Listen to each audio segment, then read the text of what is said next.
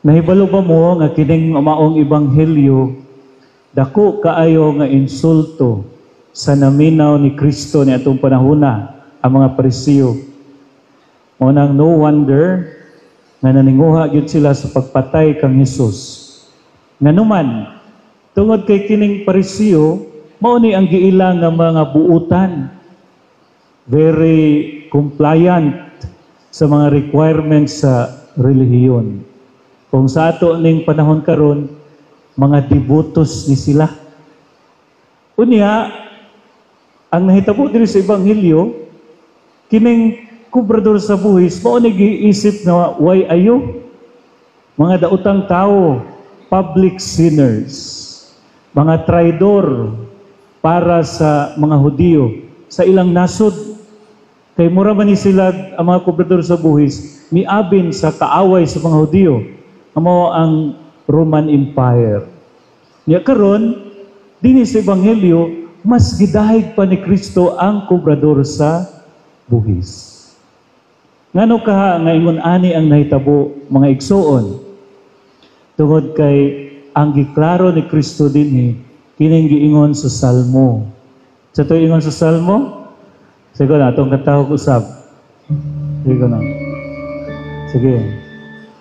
Ang Ginoo napatalingo sa singit sa kabut. Sige, mura di kayo mo kumbinsido. Pusgag kanta. Sige, isa pa. Ang Ginoo napatalingo sa singit sa kabut. Kinsa man ang kabus? Kinsa ang kabus? Kitang tanan. Kay usaray dato. Kinsa may dato? Ang Ginoo ra.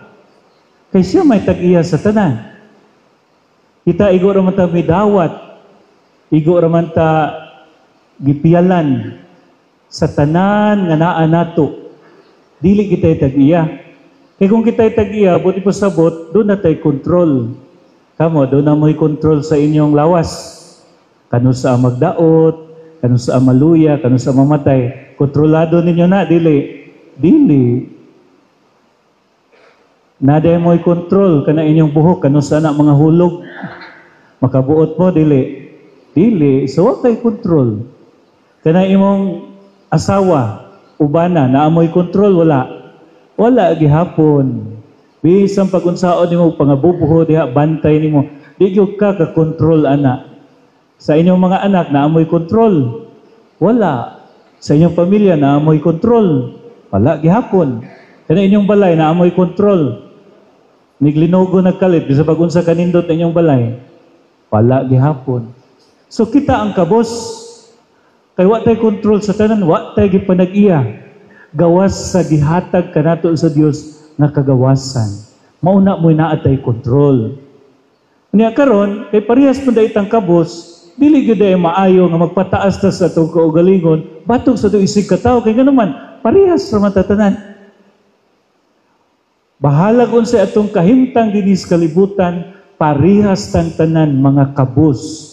Nya unsa may buot ipasabot og kabos nang hinahanglan kita sa kaluoy sa Dios.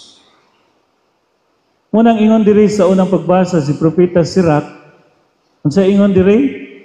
Ang Dios walay pinalabi. Parihas, patas ang iyang pagtagad dato. Di ba naay uban, naay laing part sa Ebanghelyo, gipasubang niya ang adlaw, dili lamang niya itong mga buutan, apil pod sa mga dautan.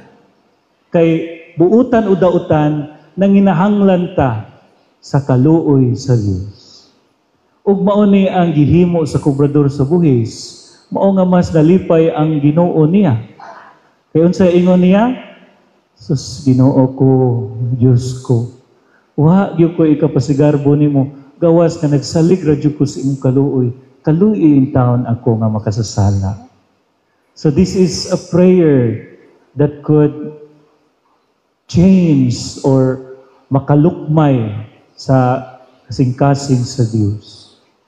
Dili itong sa Parisiyo nga nanghingampas siya nang hinambog siya.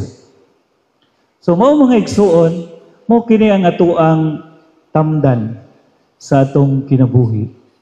Sugod karon, kanunay lamang kitang muingon, Dios ko, kaluy ako sa akong pagkamakasasala. Kay diha sa akong kakabus, wala ko'y laing kapaingnan, gawas nimo. Unya kung klaro nato, nga dili day kita'y tag-iya sa tanan, gawas nun ta, nga muhatag, mubuhi sa tanan nga naa nato, kun kini maoy gikinahanglan. So mao bitaw ni nga karon naghandom ta sa itong mga minahal nga nangamatay, kay sila usab mga kabus nga mga kalag sa purgatorio nang hinahanglan sa kaluoy sa Dios pinaagi sa atong pag-ampo. So mga congratulations niya itong mga nisimba sa novena, niya naghulog diha og sobre pahinungod sa atong mga minahal nga nangamatay. Kay matud pa diha sa novena sa kalag ganiha, ang magabalos babaslan. Unya wala sila laing gikahidlawan, no? Diyos, wala sila laing gitinguha ang mga kalag nga nangamatay, mao ang mga atong mga maayong buhat nga naghalad og mga pag-ampo pamisa alang kanila. Ingon ana kabililhon sa mga kalag nga nagtuwaw didto sa purgatorio. Unsa ito ingon sa nobinahan?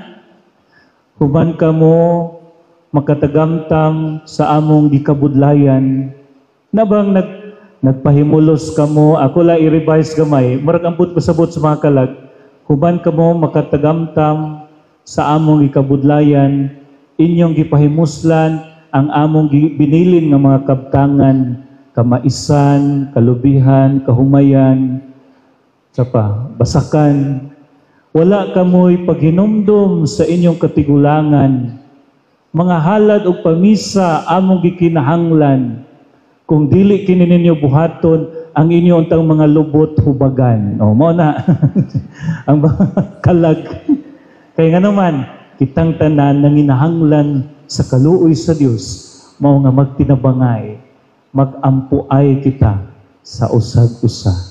Mao ni ang gipasabot ni San Pablo, ingnan niya si Timoteo, ayaw kahadlok Timoteo, ayaw kawala sa imong paglaom. Kay ako nga nagsangyaw sa ebanghelyo gipriso, no gilawog sa leon. Kaya bang gipaak og halas, nalunod ang barko nga akong gisakyan, daghan kay kog nagian.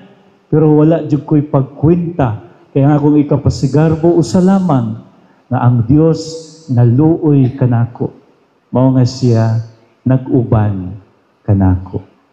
Sige, ingna imong tapad. Ingna siya nga ang Dios nag-uban nimo. Ingna. Mao nga ayaw pang hinambog. Kay kitang tanan nagasalig lamang sa kaluoy sa Dios. Amen.